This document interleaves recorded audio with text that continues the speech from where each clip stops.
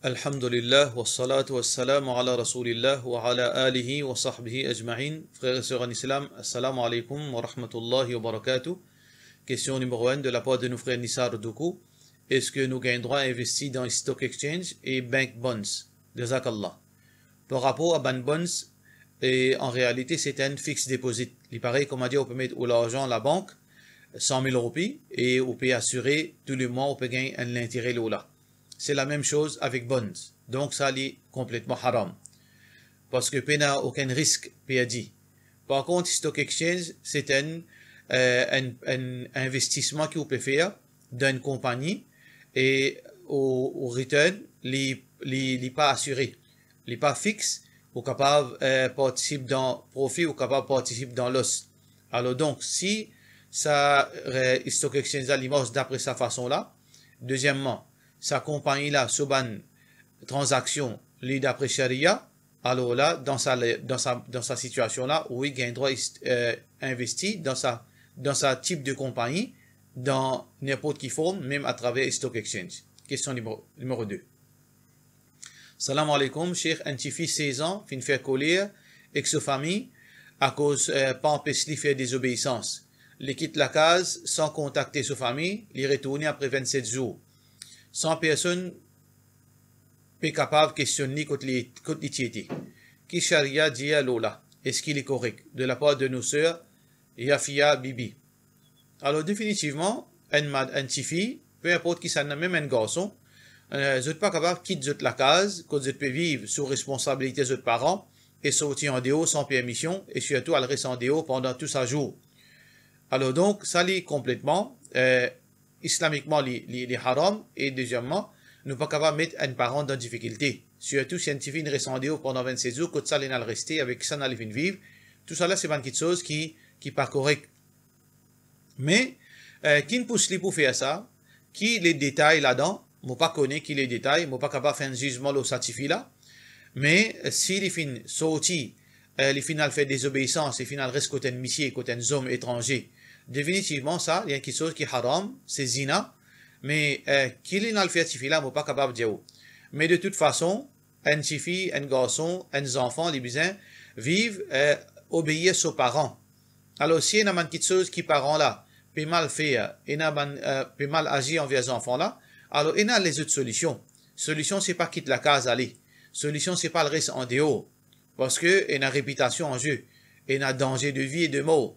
Il y a beaucoup de problèmes. Alors, n'importe quelle situation qui est jeune, faire face quand je peux trouver d'autres qui ont besoin de quitter la case, faudrait pas d'autres quitter la case, alors d'un dimon qui est capable de régler ce problème. Quitte la case, c'est pas une solution, surtout pour Bansifi. Question suivante.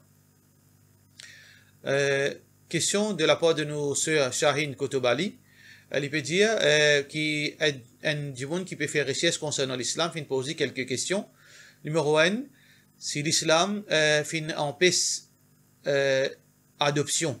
Alors donc, si l'islam fin empêche adoption, comment se fait-il que le prophète sallallahu alayhi wa sallam fin adopter un garçon qui s'appelle Zayd? Numéro 1. Alors, il n'y a aucune place qui n'empêche tout d'abord prendre responsabilité un orphelin. Parce que l'adoption est dans deux formes.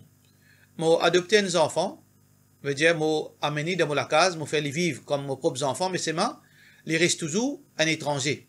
Moi, pas sans ce nom, moi, pas d'y aller, moi, pas faire croire que moi, je suis papa, et mon madame, son maman.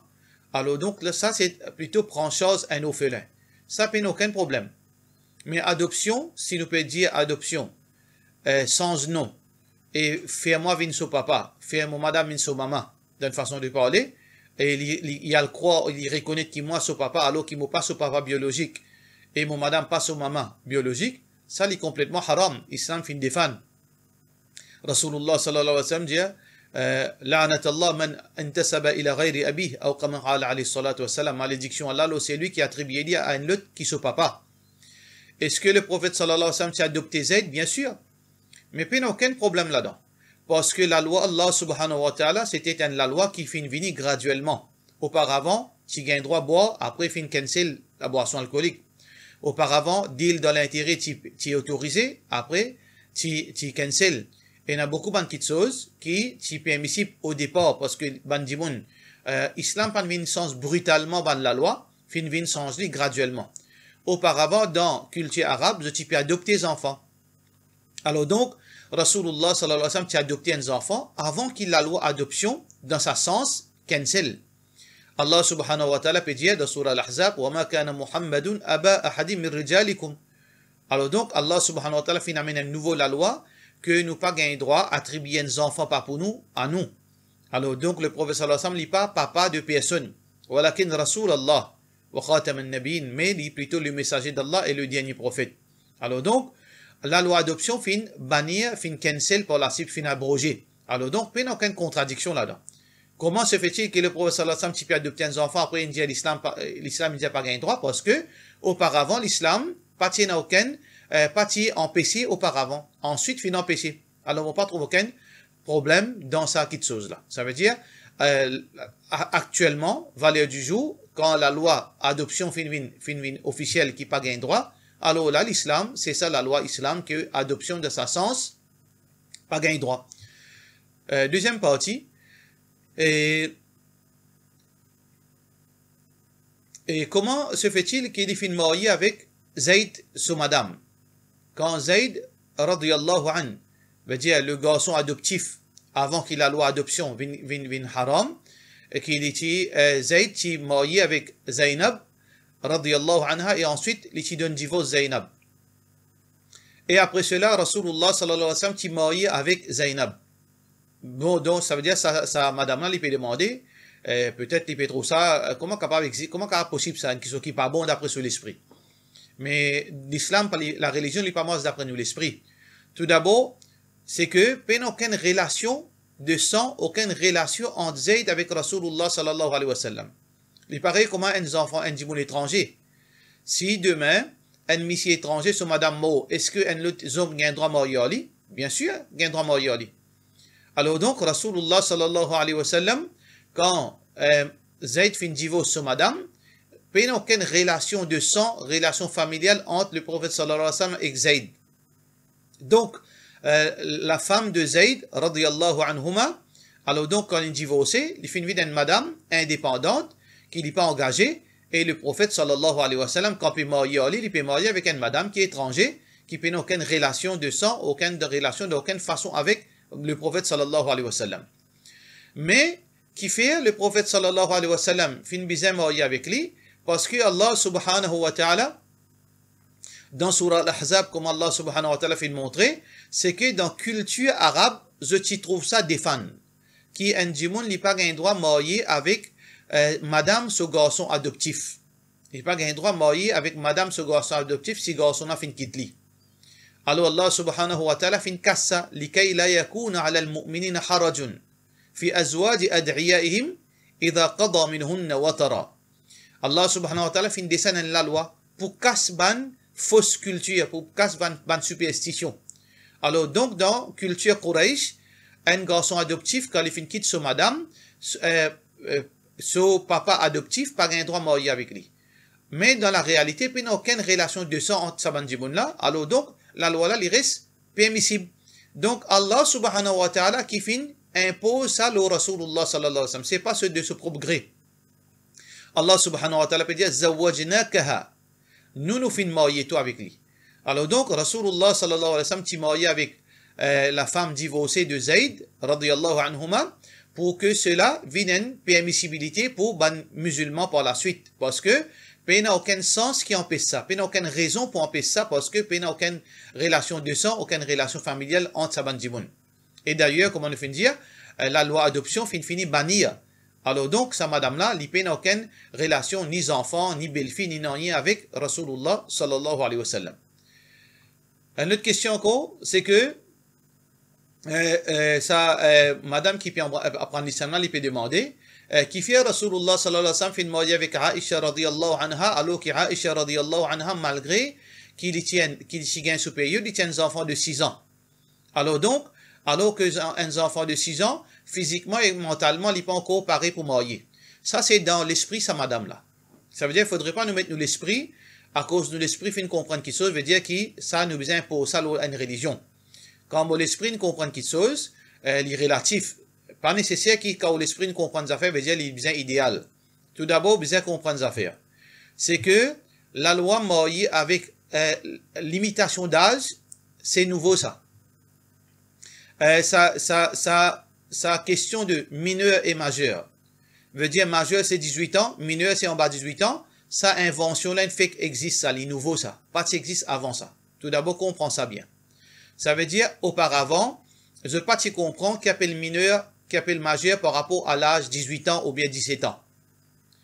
Je t'y comprends l'âge puberté et l'âge avant puberté. C'est ça qui, bandimoun avant t'y comprends. La question de Aïcha radiyallahu anha fin épouse, Muhammad sallallahu alayhi wa sallam fin épouse Aïcha radiyallahu anha à l'âge de 6 ans, il n'y a aucune honte là-dedans et aucun problème là-dedans. Qui fait ça? Parce que ce règlement-là, c'est un règlement universel. Et l'islam vient après. Avant l'islam, c'est la christianité, et avant christianité, c'est le judaïsme, et avant judaïsme, c'est l'hindouisme. Les bons qui sont madame là, fait lien zéfo, comme il y a beaucoup de tracas, pour qu'ils apprennent, pour lui poser cette question-là, nous pouvons conseiller ça, madame là, et qui nous fait droit qu'Allah guide lui, que les al retournent vers une religion ancienne, l'hindouisme, le judaïsme et la christianité. Tous les trois religions autorisent un enfant pour marier à l'âge de 12 ans. Par rapport à l'hindouisme, pas fin mettre un âge. L'hindouisme dit qu'il est permissible qu'il y ait un enfant qui finit atteindre l'âge puberté marié. Ça veut dire que si une fille atteint l'âge puberté à l'âge de 10 ans, l'hindouisme permet-lui dans la religion hindoue. Par contre, dans la religion judaïsme et aussi dans la religion chrétienne, officiellement dans la loi, après qu'ils ont fini abrogé, ils ont fini changer parce que, surtout christianité, tous les années, il y a une nouvelle édition. Par contre, dans la loi christianité, qui identifie à l'âge de 12 ans, gagne droit marié. Et pareil comme ça même dans le judaïsme, identifie à l'âge de 12 ans, gagne droit marié.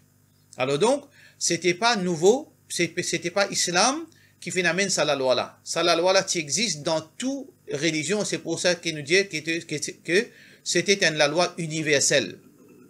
Mais seulement, en même temps, nous devons comprendre l'autre petite chose. Quand ça va une religion là, tu dis permissible pour un petit fille l'âge 12 ans marié, un petit fille l'âge 9 ans marié, l'âge 6 ans marié, il n'y a aucune religion qui n'encourage pour marier un enfant de sa l'âge. Il n'y a aucune religion. Alors donc, c'est pour cette raison qu'il nous trouvait que même parmi les Sahaba, personne ne peut marier avec des enfants 6 ans, 7 ans. C'est uniquement Rasulullah sallallahu alayhi wa sallam qui t'a marié ça. Et qui fait les marier à sa l'âge là pour plusieurs raisons. Un, pour montrer permissibilité. Deuxièmement, nous devons comprendre les affaires. Quand nous cause que Muhammad sallallahu alayhi wa sallam fait marier avec Aïcha radiyallahu anha 6 ans, mais seulement il n'a pas fait consommer sa mariage là, excepté à l'âge de 9 ans. 3 ans après. Et tout récemment, dans l'île Maurice, beaucoup de monde s'y peut marier à l'âge de 12 ans, à l'âge de 11 ans dans Maurice, 30 ans, 40 ans de cela. Alors, c'était pas une petite chose qui nouvelle, ça. C'est une petite chose qui existe. Mais ces enfants de 12 ans dans l'île Maurice auparavant, il s'y paraît comment une fille 20 ans, 22 ans dans l'époque aujourd'hui, par rapport à son maturité, l'écho, et son maturité dans son sens de responsabilité. Alors donc, il y a une différence dans période, dans une culture, dans l'époque. Alors dans l'époque Rasulullah sallallahu alayhi wa sallam, un enfant de 9 ans, il paraît comme aujourd'hui nous bantifie 18 ans, 19 ans. Nous bantifie 18 ans, 19 ans. Alors donc par rapport à votre maturité et votre compétence, votre qualité, votre développement physique, il pas pareil comme les enfants aujourd'hui. Nous pas comparer les enfants 9 ans à l'époque Rasulullah sallallahu alayhi wa sallam et les enfants 9 ans à ça l'époque. Alors donc, toutes les choses finissent changées.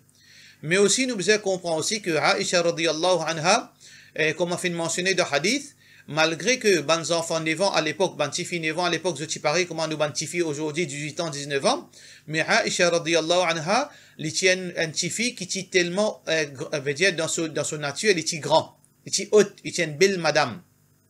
Qui veut dire, à l'âge de 9 ans, il est paraît comment une madame, comment dire, une madame finit mariée. Une belle qualité, une belle calibre. Alors tout cela peut montrer nous que pena aucun mal légalement, ni moralement, parce que c'était pas une petite chose qui nouvelle dans, veut dire, parmi bonnes religions, et aussi, c'est que le prophète sallallahu alayhi wa sallam, quand il mariait avec lui, quand il consomme sa mariage, c'était 9 ans. Et Aïcha radiyallahu anha, c'est une madame qui titrée veut dire mieux mature physiquement, moralement, et elle est développée physiquement. Mais pour nous clore ce sujet-là, il est très important aussi pour nous comprendre ces affaires. La loi majeure et mineure, il y a une contradiction en lui-même. Sans qu'il nous peut dire encore une fois, nous peut dire aucune religion qui encourage marier les enfants.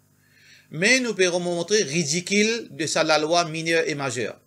Je donne un exemple, et moi je suis content que sa sœur-là, il écoute ça très bien. Sa sœur qui fait une pose sa question, qui peut chercher la vérité. Alors donc, il y a 2 petites filles. Un petit fille, il arrive à l'âge 18 ans pile, mais seulement, il n'est pas développé, il veut dire, il est sous-développé. Sur l'école, comment dire, l'école 6 ans, un enfant 6e. Et il est mal nourri. Il fait petite qualité, petit les os, il paraît petit. Avec un autre petit fille, il y en a 17 ans, mais d'après légalement, il est mineur, mais seulement, il est développé, sur l'école, il finit pareil, et veut dire physiquement. Il finit atteindre la maturité, et il est développé, il y a l'expérience. Alors donc, d'après common sense, qui s'en appelle mérite marié? Ça suffit 17 ans là, ou bien ça suffit sa mineure là, ou bien sa majeure là? Pour montrer nous ridicule de ça la loi. Mais ça ne veut dire que nous peut dire encourage les enfants pour marier, non. Ça que nous croyons là-dedans, c'est que pour une petite fille, bien mariée, surtout de ça l'époque-là, les bizarres, a le sens de maturité, les bizarres, il paraît physiquement, les bizarres, il a compétence pour capable de gérer la maison, et les bizarres, il a l'éducation. C'est là qui nous marions une petite fille. C'est ça qui nous l'opinion aujourd'hui, mais la loi technique, il reste technique. Qui fait l'islam, fait mettre sa qualité la loi. Qui fait l'islam, fin autorise, veut dire un âge, veut dire pas fin fixer un âge limite, parce qu'il y a une situation, quand là, si tu fixes un âge limite, tu peux avoir beaucoup de contraintes. Je me donne l'exemple pour montrer comment l'islam, c'est une religion parfaite. Si arrivé un jour, sa madame là même qui peut poser sa question là, il y a une petite fille de 10 ans.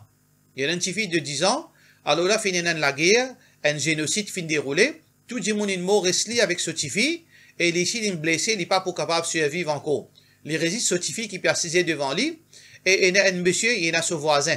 Voisin là, il a 20 ans. Alors, si c'est 3 survivants, et madame là, les mamans là, ils pour mourir bientôt. Alors, il peut y avoir 2 options devant lui.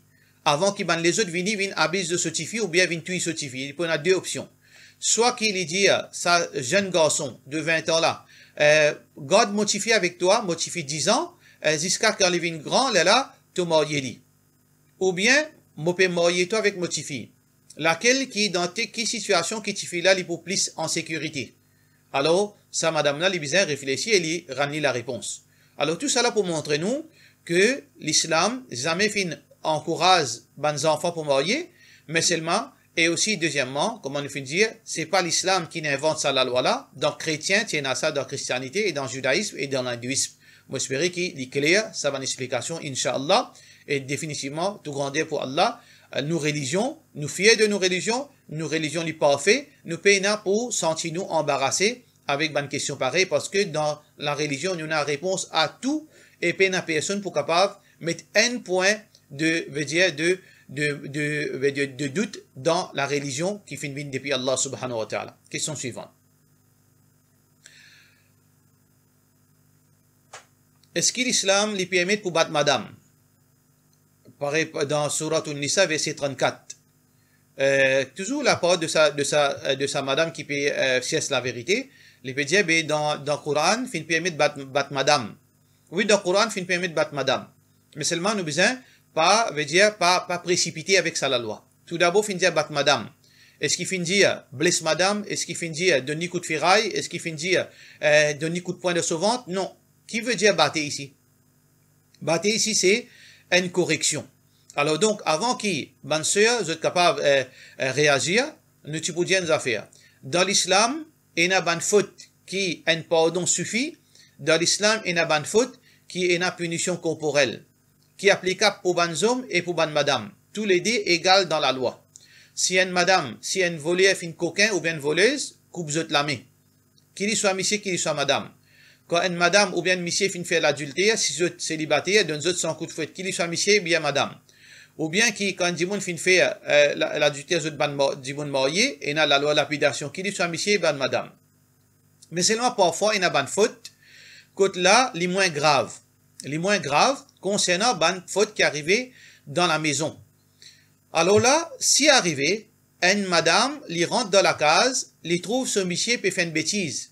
Li trouve ce monsieur puis embrasse une madame étrangère. Il trouve ce monsieur puis embrasse une madame étrangère. Par exemple, ce travailleur, il trouve ce monsieur, il bat avec ce monsieur puis embrasse une madame étrangère. Qui lui fait à sa madame là? Est-ce qu'il y a une capacité pour prendre du bois ou bien prendre rotin, donne monsieur là d'être à côté rotin, il n'est pas pour capable. Alors, d'après la loi islam, qui est bien fait, il est bien le côté juge dans la cour, d'après l'islam. La juge là pour faire appel à sa monsieur là, faire une investigation si vrai, la juge là pour donner monsieur là une punition. Il pour gagner quelques coups de fouette. Il pour gagner quelques coups de fouette pour sa erreur. Mais l'inverse, c'est si un monsieur il rentre dans la case, il trouve son madame puis embrasse un homme étranger, un travailleur. Qui lui bien faire? Est-ce qu'il y a le dénonce son madame dans la cour? Ou bien, lui prend responsabilité pour donner sa punition qui m'a monsieur là gagné en public li. Parce que quand monsieur là fait sa faute là, il gagne punition en public li. Alors donc, une madame qui t'y peut choisir. Si semaine avant, les filles dénoncent ce monsieur fait un discours de fouette en public parce qu'il embrasse une madame dans la case. À cela, sa semaine-là, ce monsieur rentre, il trouve lui, puis embrasse un monsieur dans la case. Qui option li pour choisir? Parce que nous tous les deux égales, hommes et madame égales en islam. Pas capable seulement monsieur là un coup de fouette, madame là pas gagne punition. Qui madame là pour souhaiter? En public, juge donne 10 coups de fouette ou bien ce monsieur donne lui un coup de rotin. Alors nous trouvons que ça la loi bat madame là, n'est pas la loi qui peut abuser le madame, c'est la loi uniforme pour monsieur et madame. Sauf que monsieur les moins lotis, veut dire les moins chanceux.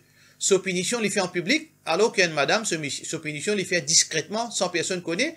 Dans discrétion, monsieur là, si monsieur a envie, applique la loi la loli. Si monsieur n'a pas envie, mais pas applique la loi loli. Alors donc, faudrait pas que nous mettent un peintier l'islam en noir, que peut montrer nous que l'islam bat madame. Non, l'islam pas dire bat madame. Ça, c'est un cas exceptionnel. C'est pas pour oui, point non. Pas de manger, les gains battre, l'islam, jamais autorise ça. Ou bien madame là, il dormi, pan lève monsieur là batté. Non, pas qu'il droit batté. Dans ce cas là. Ça, verset la pécose, un cas exceptionnel quand il arrive, il fait une faute grave qui visait une sanction. Pareil, comme si monsieur là, tu fauté dans sa façon là, juste tu peux sanctionner en public. Nous pécose, un cas exceptionnel quand il a l'infidélité, etc. Alors donc, moi j'espère que ça, une réponse là, est claire. Pour Bandimoun qui peut chercher la connaissance et aussi pour Bandimoun qui peut penser qu'ils sont capables de mettre une tasse sur l'islam. Mais alhamdulillah, wallahu akbar, l'islam n'est pas fait, mais il n'y a aucune façon qu'ils sont capables d'attaquer l'islam, inshallah. Question suivante. Salam alaikum. Est-ce que l'IPMICIP, à l'occasion de l'anniversaire, organise un petit déjeuner entre famille, entre bandes proches, frères, sœurs, maman, papa, de la part de nos frères, de nos sœurs Nusaïba, au clou? Non, d'après Sharia, nous n'avons pas gagné droit de justifier quelque chose qui est haram. L'anniversaire n'est pas fait partie dans nos cultures, célébrer l'anniversaire. Plus grande créature plus extraordinaire qu'Allah fin créer, c'est Muhammad sallallahu alayhi wa sallam. Jamais il fin célébrer son anniversaire et jamais ban sahaba fin célébrer l'anniversaire Rasulullah sallallahu alayhi wa sallam. Alors, meilleur exemple, c'est Muhammad sallallahu alayhi wa sallam, nous pas célébrer d'aucune façon, ni nous faire manger, parce que quand nous pouvons faire manger, dans sa là, qui veut dire nous pouvons célébrer l'anniversaire. Donc, nous pas gagné droit à faire ça. Question suivante. Qui conseille au capable donne un djimoun, il peut sentir parfois il mal prendre une décision importante sur la vie. Parfois, il pense qu'il peut payer un péché, parfois, il pense qu'il malchance de la part de nos frères Cheikh Zahid. Alors, n'importe qui djimoun, nous fait erreur. Parfois, nous prenons une mauvaise décision. Ce qui nous besoin faire, si nous trouvons parfois nous prendre une mauvaise décision, il est important qu'il nous cherche conseil. Conseil important. Alors donc, si nous trouvons qu'il parfois nous faire rire, ça veut dire nous finissons comprendre qu'il nous pas assez maturité pour prendre une décision. Cherche conseil avec un imam, avec un djimoun qui a connaissance, avec un djimoun qui a expérience dans la vie. Pas nécessairement avec un imam, mais parfois arriver à un conseil qui est un imam pas capable de nous. C'est un djimoun qui a l'expérience, ça veut dire cherche un conseil avec un djimoun approprié dans une démarche qu'il peut faire, et ensuite, vous faites istikhara avant une décision, ou cherche conseil, ou fait dua avec Allah subhanahu wa ta'ala, et ça, inshallah, Allah subhanahu wa ta'ala pour aider. Et il est bon aussi, quand on peut prendre une décision, on tient sadaqa, ou tiens sadaqa parce que sadaqa libo ban malé qui arrive dans la vie inshallah. Question suivante. Salam alaikum. Est-ce que zakat est applicable à une chose qui finit recevoir en cadeau, par exemple, une somme d'argent qui se valait et qui se valait nisab? Si un dimoun finit une somme d'argent, par exemple, il gagne 200 000 roupies, cadeau. Alors donc, oui, il y a zakat, mais c'est ma condition qu'il ça 200 000 roupies là, finit fait 12 mois calendrier lunaire. Alors là, pour une zakat là. Parce que 200 000 roupies, il arrive nisab, les besoins fait 12 mois calendrier lunaire.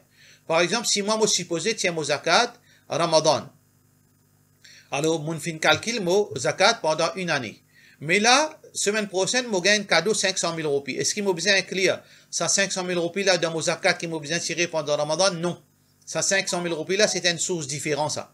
Alors donc, ça 500 000 roupies là, ou veut dire tieli l'année ensuite, veut dire l'année ensuite là ou additionner avec ou ban les autres l'argent là où tu as zakat pour ça. Question suivante. Salam alaikum, vous capable de donner un éclaircissement en détail concernant faraz, sunnat, nafil dans chaque namaz. Chaque namaz, comme on nous connaît, fajr il y a des faraz, il y a des sunnat avant faraz, zohar il y a 4 faraz, il y a 4 sunnat avant zohar et des sunnat après zohar. Asar, il y a 4 faraz, et il y a 4 sunnat qui nous avons fait avant Asar. Ensuite, nous avons Rasulullah sallallahu alayhi wa sallam après Asar, les types fait des sunnat, 2 rakat, parfois, et bien Aïcha radiyallahu anha dit comme ça, zamelin kitsa. Et ensuite, nous avons 2 rakat sunnat après Maghrib. Si nous avons fait nafil, nous avons droit à faire. Nafil, n'importe qui l'est, nous avons droit à faire, aussi longtemps qu'il prennent les 2 restrictions. Nous avons 2 sunnat après Maghrib. Et ensuite, nous avons 2 sunnat avant, plutôt 2 sunnat après Salatul Isha. Nous avons 8 heures. Et n'importe combien nafil qui nous avons fait après Isha, nous avons fait. Voilà, en bref, ban sunnat nafil qui nous avons fait ensemble avec ban namaz faraz. Question suivante. Salam alaikum. Moi, tu écoutes une causerie de l'amo. Les dire un bon dimoun se sorti entre ce décote et un mauvais dimoun se sorti dans la bouche. Est-ce qu'il est vrai ça? Est-ce qu'il y a un hadith là? Il n'y a aucun hadith là, c'est une petite chose qui est inventée. Alors fais attention, ban dimoun qui cause menti ou bien ban dimoun qui est inventé dans la religion. Il y a personne qui connaît la réalité de ruh. Allah subhanahu wa ta'ala peut dire وَيَسْأَلُونَكَ عَنِ الرُّوحِ. Je demande à propos ruh. قُلِ الرُّوحُ مِنْ أَمْرِ رَبِّي وَمَا أُوتِيتُم مِنَ الْعِلْمِ إِلَّا قَلِيلًا. Je demande concernant ruh. Ça c'est une petite chose qui concerne Allah subhanahu wa ta'ala. Ne pas finir la connaissance excepté très peu. Alors personne ne pas connaît comment ruh sorti, mais d'après l'expérience, ban ulama dit il commence à sortir à partir des pieds commencement, mais seulement quand il sortit réellement, et ban ulama dit il sorti dans les yeux, et n'a dit il sorti dans la bouche, et n'a dit il sorti dans les corps complète, mais seulement personne n'a aucune preuve là. Quand nous n'avons aucune preuve, nous dit Allahu a'lam, Allah tout seul connaît comment ruh sorti, et finalement quand il sorti exactement, c'est Allah qui connaît, personne ne pas connaît à part Allah subhanahu wa ta'ala. Question suivante. Salam alaikum, je fais rentre dans une compagnie comptabilité, c'est un business Ahmadi, alors ban Kajani, il prépare ban compte pour ban les autres compagnies. Est-ce qu'il me gagne trop de travail là-dedans? Bien sûr, il gagne trop de travail avec un Kajani, avec un non-musulman, peu importe qui s'en a, mais condition c'est que transaction qui vous peut faire compte là, les business halal. Alors si vous pouvez, on rentre dans une compagnie, veut dire accountability, veut dire ban expert comptable ou un chambers. Alors là-dedans, il y a une compagnie qui prépare veut dire compte. Alors, il n'y a aucun problème qui travaille là-dedans, comme on nous dit, qui tous ces comptes là, en général, les halal, il n'y a aucun problème. Pour cela, nous disons, wassalamu alaikum wa rahmatullahi wa barakatuh.